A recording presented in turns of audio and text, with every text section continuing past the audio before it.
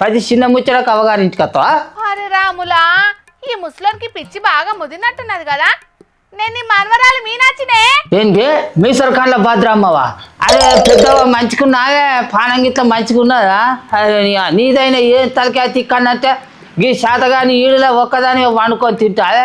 కొడుకు దగ్గర పోయి కోడలు వండి పెట్టింది దీన్ని మంచిగా సప్పుడు చెక్క ఉండక ఒక్కదాని ఒంటరిగా వండుకొని ఎంతకాలం అని ఉంటావే. పో మంచిగా నీ కొడుకు సంపద దగ్గరికి పో, వాడు మంచిగా నేను కళ్ళల్లో పెట్టుకొని చూసుకుంటాడు కాదే. నీదేం తలకాయ తిక్కనో ఏం పాడ. ఈ సంపత్ ఎవలు, ఈ భద్రమ్మ ఎవలు? మా ముసలోడు కాలి తప్పిండా లేకుంటే పిచ్చి కుక్క గిట్ల కరిచిందా? ఓ తాత, ఏమైందే నీకు? నేను నీ మనవరాలు మీనాచినే, నువ్వు మా తాత రాములు.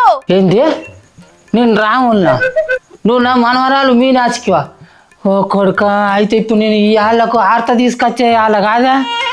ఈ మానాది పాడైపోను. ఈ 3-4 వద్దుల కాడ నుంచి అసలు నాకు ఏ ఒక్క ముచ్చట యాదికుంటలేదు. మళ్ళీ మొన్న మన ముఖ్యమంత్రి రేవంత్ సారు మీటింగ్కి పోయొచ్చిన కాడి నుంచి అయితే అంత గాబర ఆగం ఉంటుంది. అసలు ఏ ముచ్చట నాకు మానాదినే ఉంటలేదు. అంచను అగ్గో ముఖ్యమంత్రి సార్ మీటింగ్ పోయితే ఏమైందే? మొన్న ముఖ్యమంత్రి రేవంత్ సారు మీటింగ్ ఉన్నదని మన ఊళ్ళో నుంచి 10 మంది పోరగాళ్ళు 10 బండ్లు వేసుకొని బయలుదేరిళ్ళు. ఇక నేను కూడా వాళ్ళతోటే బయలుదేరిన. పోయినప్పుడు మంచిగానే పోయినాం, వచ్చేటప్పుడు మంచిగానే వచ్చినాం. కానీ ఆ నడవంతరాన ఎండ ఏమో తోమింది.